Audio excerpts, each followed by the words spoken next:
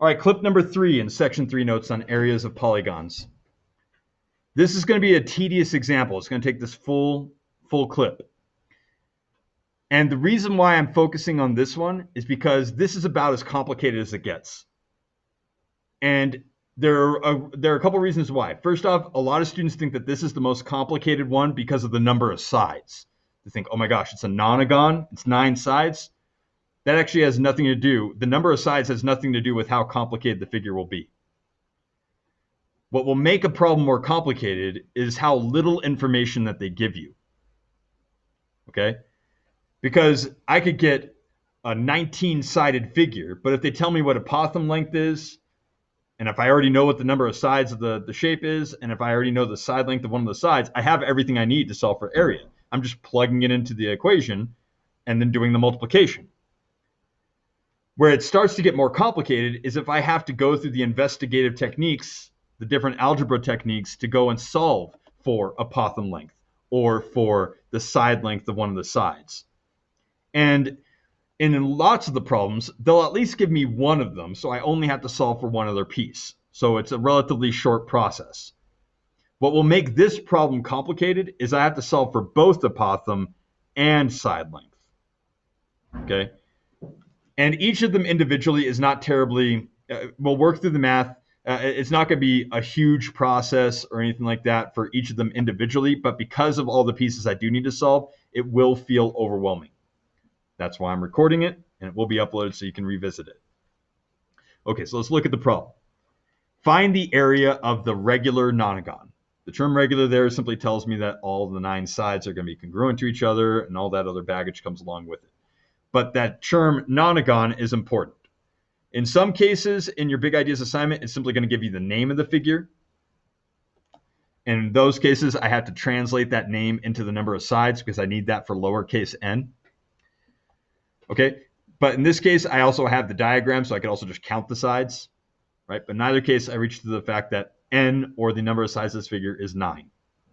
Great, one of the variables I need. I still need apothem length, the distance from the middle to one of those 9 sides, and I need side length, the length of one of those 9 sides.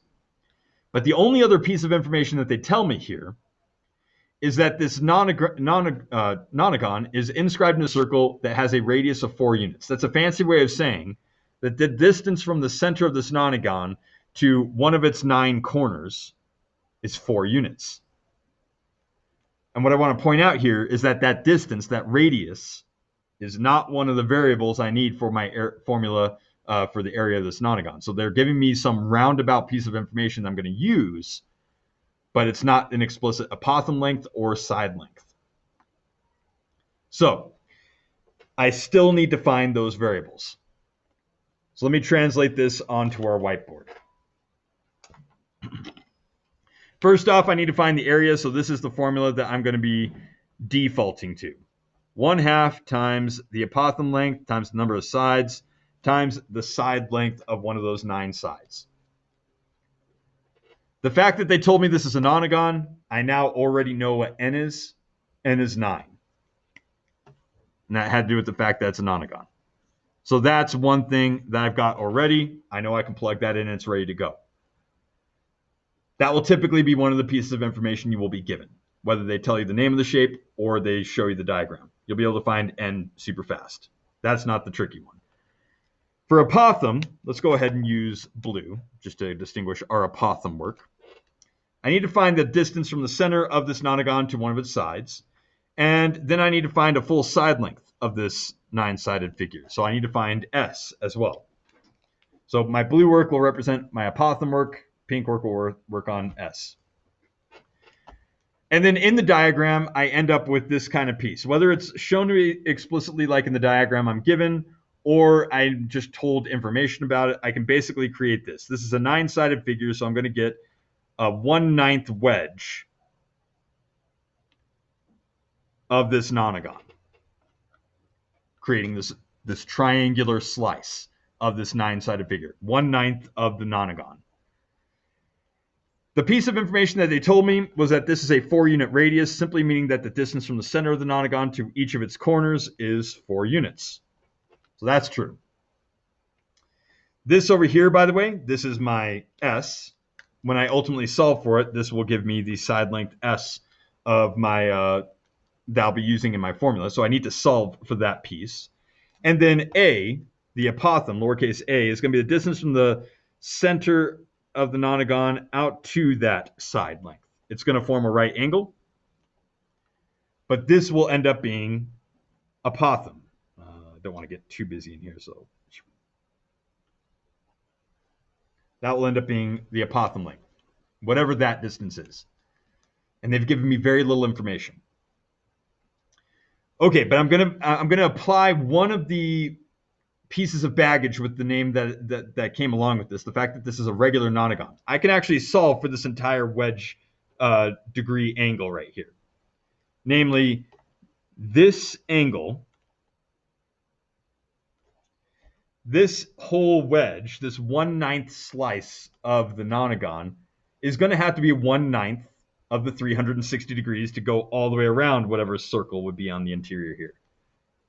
Okay, basically using the bullet point that we had in the first clip, or sorry, the second clip, I'm going to take the 360 degrees that would exist to completely go around the inside of the shape. And since this is a 1/9 slice represented by the 1/9 side here, I'm going to divide it by 9 to figure out what angle that has to be.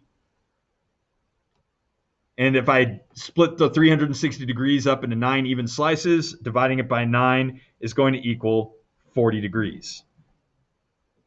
That can be confirmed on a calculator. So 40 degrees is this whole wedge slice. And that would be true of each of the 9 slices in this nonagon. And here's where I'm going to have to break this down into another triangle. Because as this triangle is drawn right here, the 40 degrees doesn't particularly help me. But what can be helpful is a right triangle, namely the one that's created by this apothem. So let me redraw just this top slice here.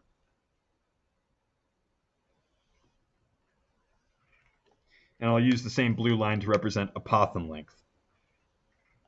Okay, this is a right angle. That's still apothem length right there. And this piece right here is no longer the full side length because I've just taken just this upper piece right here. So this is actually half of the full S. So this guy right here, I'm going to give it a different variable. I'm going to call it X because I don't know that one. But whatever X is, I can simply double it to find S.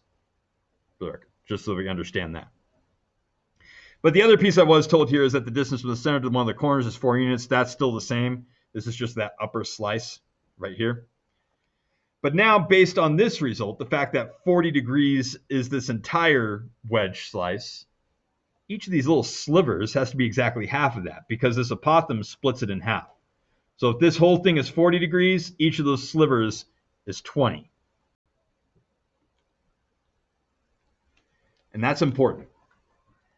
Because at this point now, the importance of trigonometry, the fact that I can have minimal information given about a right triangle and use this information to fill out all the other information, that's the whole basis of trigonometry. And the fact that we're going to use trigonometry means that we're going to be needing the following mnemonic. And again, I'm going to be using this triangle working forward.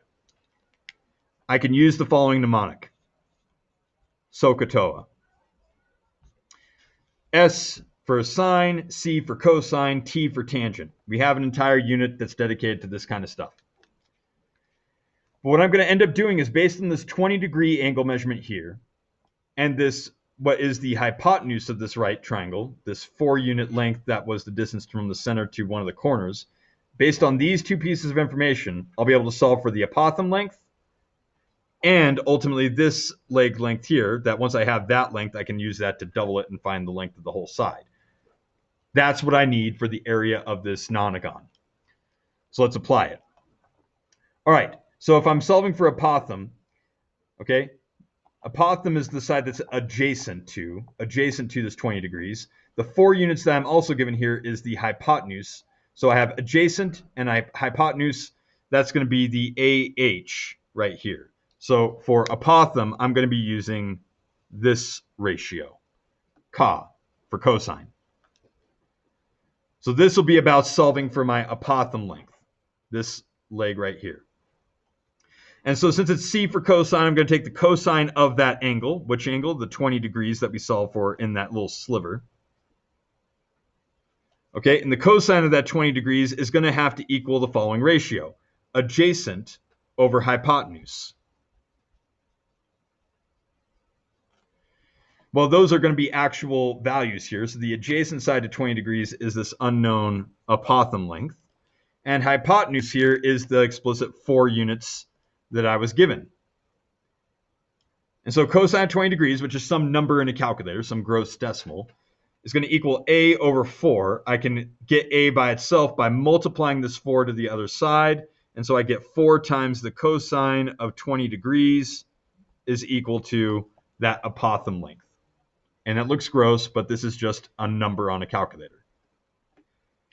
Well, doing that number on the calculator is the next step.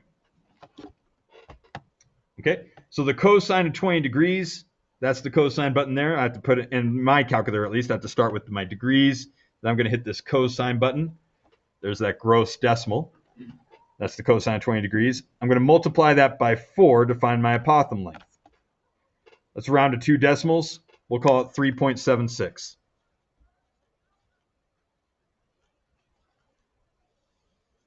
There's my apothem length. Trigonometry allowed me to use just the angle measurement and that one side length of the triangle to solve for the length of this leg. And that's also important because that directly is something that I need for the area of this nonagon. So that 3.76 is something I can plug in right there. Well, I still need to solve for the side length, which is this whole side of that nonagon, one of the 9 sides. Based on the smaller sliver that I did, this top triangle, I can solve for x either using trigonometry again, or actually technically what I could do is I could use Pythagorean Theorem. I now know 2 sides of a right triangle, so I can solve for the missing piece. So if you're more comfortable with that, it would end up being this 3.76 apothem squared plus x squared is equal to 4 squared. And I could solve for x using Pythagorean Theorem. That way, whatever length I got, I would end up doubling it for this entire side, which would end up being my s. I'm going to use trigonometry again because that's probably the least comfortable thing for us. So let me set that up. And again, I'll use pink now for our side length. Okay, but this x length is going to be exactly 1/2 of this because this apothem splits it in half. So I'm going to solve for x and then I'm going to double that result. So in this little sliver triangle now, if I'm solving for this guy, again using trigonometry, this x unknown is directly across from the 20 degrees. That's opposite the 20 degrees. And then I still have my hypotenuse of 4 units. So opposite and hypotenuse, I'm going to be using sine for my work on finding that opposite side piece.